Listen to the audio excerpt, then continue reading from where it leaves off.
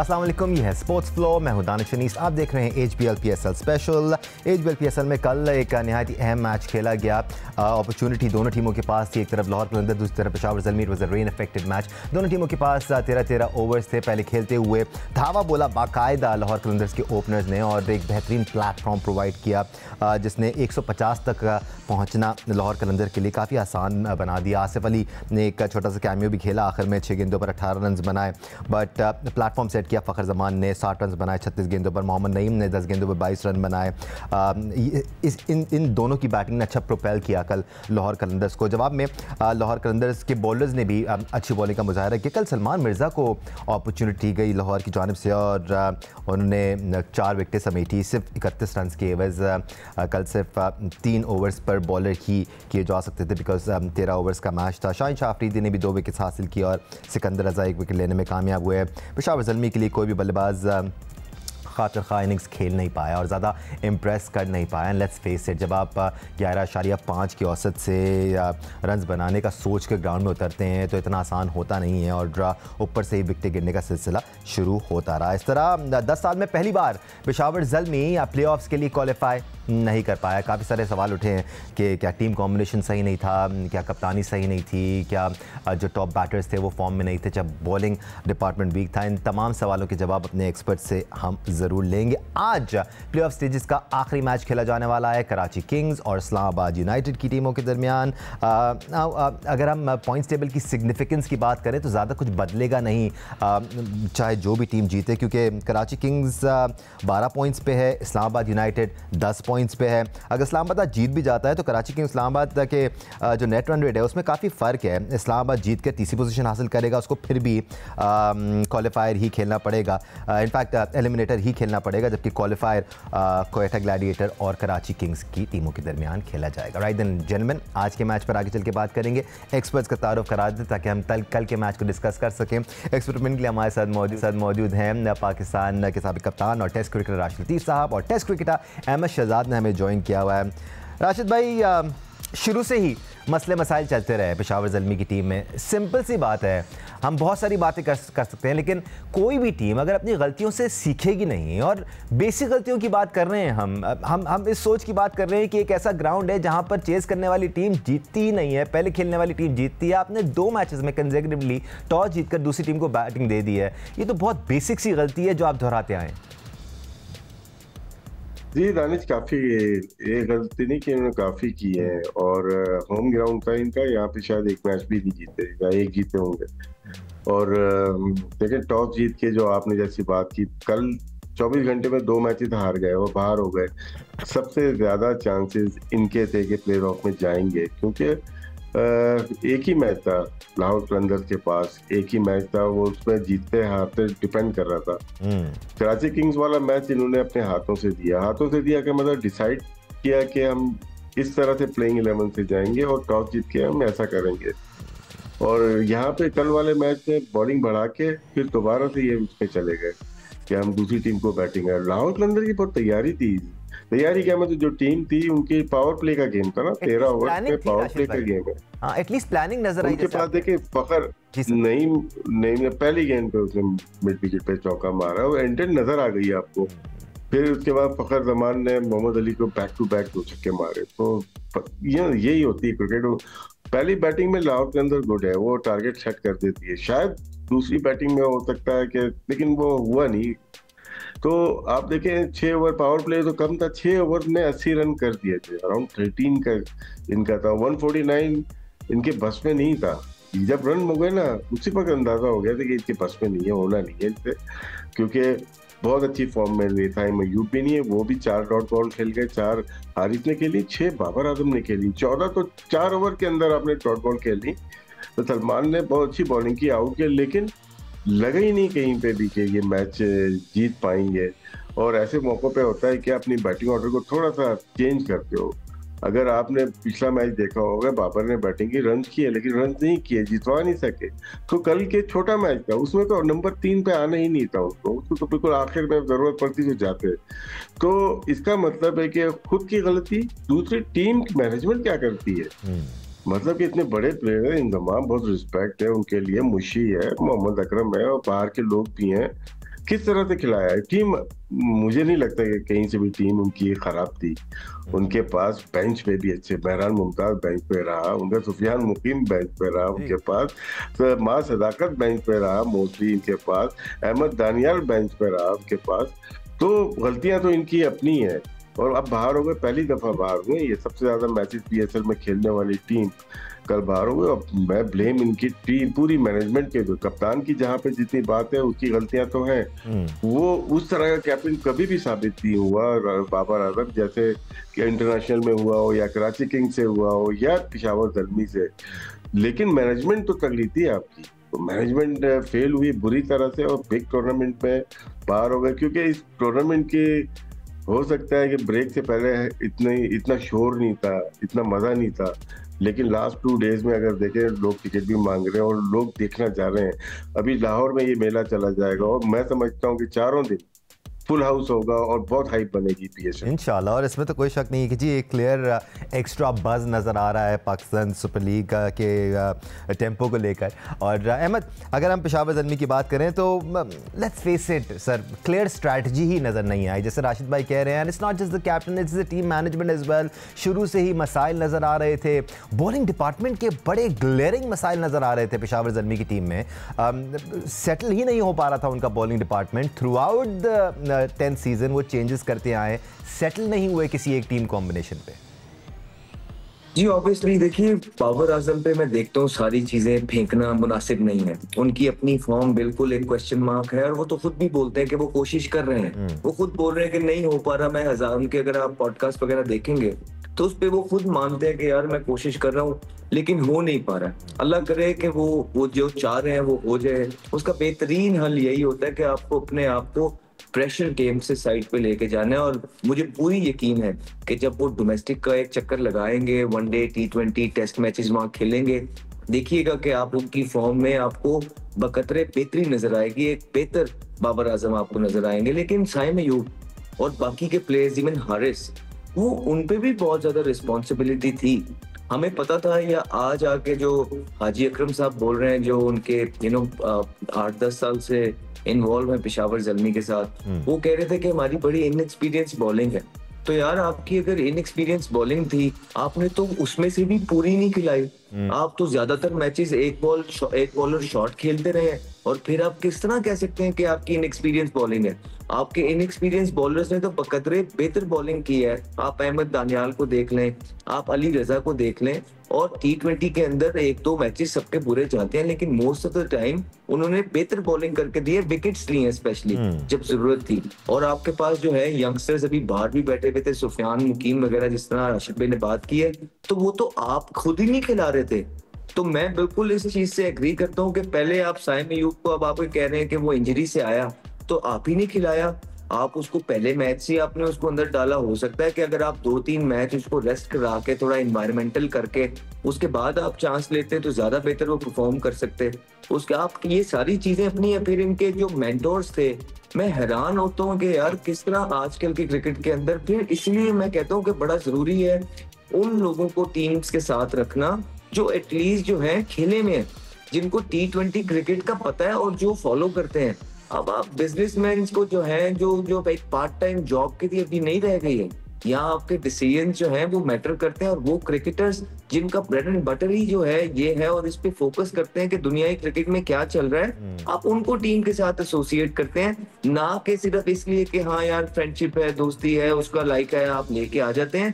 इन्हीं चीजों की वजह से पीएसएल का जो ग्राफ है वो नीचे गया है। आप देखिए कि इनके मेंटोर्स की तरफ से बयान आते थे 1-25 चाहिए बाबर आजम को, वो तो एक नहीं, उन्होंने 2-25 कर दिए, 50 भी कर दिया। क्या टीम को क्वालिफाई करा सके? नहीं।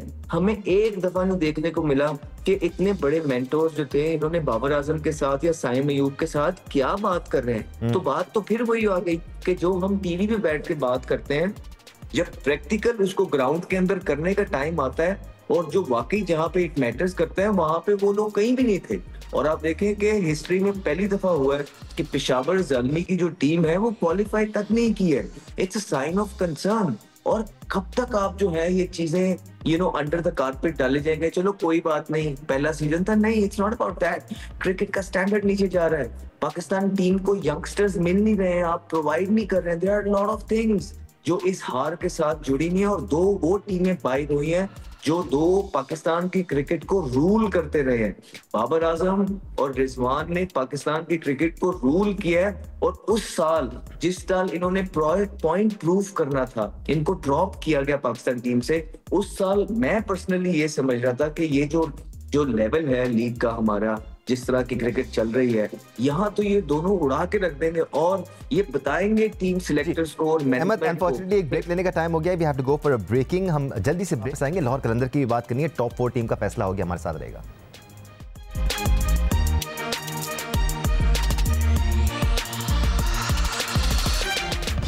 Welcome back once again to sports flow HBL PSL special. आज पूल स्टेजेस का HBL PSL की 10वीं एडिशन में आखिरी मैच खेला जाने वाला है कराची किंग्स और इस्लामाबाद यूनाइटेड की टीमों के दरमियान, but we'll come to that in a while. इससे पहले कल हमने लाहौर कलंदर को ब्रेक के बाद एक बार फिर एक्शन में देखा, ज़रा उनको डिस्कस कर लेते हैं। राशिद भाई, कल अच्छे नज़र आए लाहौर कलंदर्स के players overall as a team, अच्छा यूनिट नज़र आए, बट क्या मुझे लग रहा है या आपको भी ऐसा लग रहा है कि कुछ मिडिल ऑर्डर थोड़ा सा फ्रेजाइल है, बहुत ज़्यादा हेविली डिपेंड कर रहे हैं टॉप 3 पे कि वो एक अच्छा स्टार्ट प्रोवाइड करें? अगर वो नहीं करते हैं तो सिकंदर रज़ा हैज़ प्रूवन हिमसेल्फ, फिर आसिफ अली हैं, आप उन पर ज़्यादा रिलाई नहीं कर सकते हैं, शकीब अल हसन है वो अभी आए हैं, तो is there something to worry about in Lahore Qalandars? जी है, थोड़ा बहुत फ़खर ज़मान के ऊपर है कि वो अगर करेंगे तो जीतने के चांसेस ज़्यादा हो जाते हैं। फिर नईम ने शुरू कर दिया है, लास्ट 3 मैचेस अगर देखेंगे तो उन्होंने पूरी सपोर्ट की है।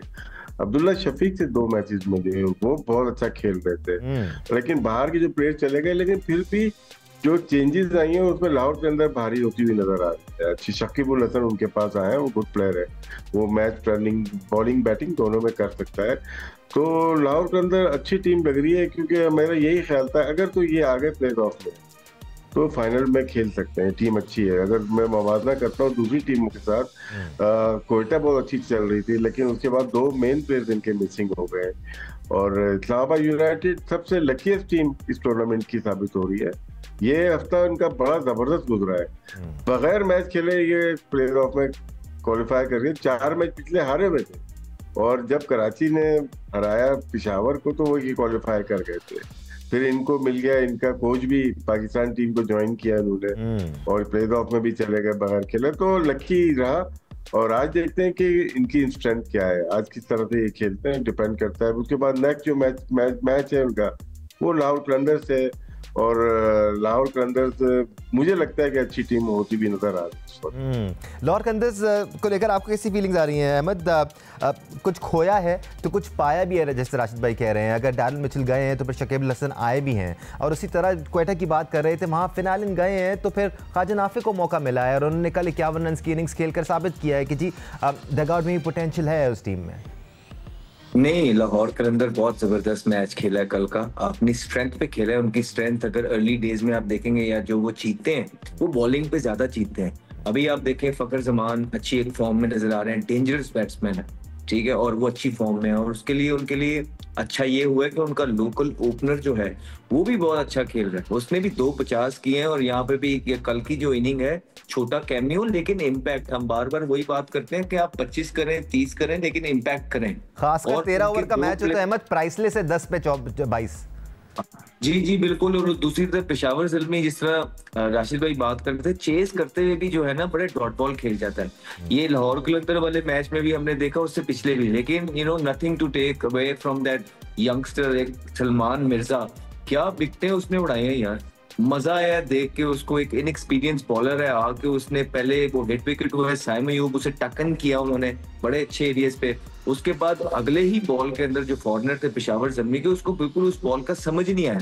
नॉर्मल उसका रिस्ट जब क्लोजली दिखा रहे थे तो ऐसे रिस्ट से लगता यही है कि अंदर आएगा, लेकिन वो पड़ के हल्का सा बाहर निकलता रहा, और जो एरियाज थे वो बड़े जबरदस्त थे। तो मुझे तो बड़ा अच्छा लगा है, बहुत जबरदस्त है, एक अच्छी। और शाहीन अफरीदी ने अच्छी बॉलिंग की है, उन्होंने भी डंडे उड़ाए हैं आके। हमने पहले भी बोला कि शायद वो अपनी बेस्ट ऑफ फॉर्म के अंदर नहीं है, लेकिन फिर भी लाहौर कलंदर्स के लिए जो है, जो वो मैच जीतते हैं उसमें वो कंट्रीब्यूट करते हैं, which is really really important, और उनकी कैप्टनसी भी बेहतर नजर आती है। खैर एनीवे, जब इंसान जीत जाता है तो सारी चीजें बेहतर ही नजर आती हैं। लेकिन अब अच्छी चीज ये हुई है उनके लिए कि डैरेन मिचेल चले गए हैं।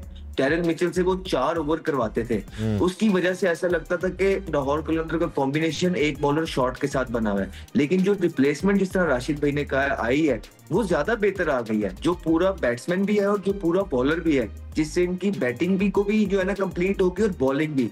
आई थिंक जो गलतियां लाहौर कलंदर ने शुरू के मैचेस में की हैं, अगर वो उस तरह के ब्लंडर्स ना करे और एक नॉर्मल क्रिकेट खेले, तो लाहौर कलंदर की टीम एक अच्छी टीम है, जो मुझे नहीं लगता है कि कोई वजह होगी ये फाइनल ना खेले। हाँ, अगर कोई ब्लंडर्स किए, कोई बहुत ही एग्रेसिव क्रिकेट खेलने के ग्रुप में, या कोई फिर से ग्लव्स पहन के खुद ऊपर आ जाए, किसी को नीचे भेज दे, इस तरह की चीजें ना हो, मुझे लगता है एक स्टैटिक क्रिकेट अगर खेलेगी Lahore Qalandar, so they have a very very good chance कि लाहौरियों को इस दफा खुश कर सकें।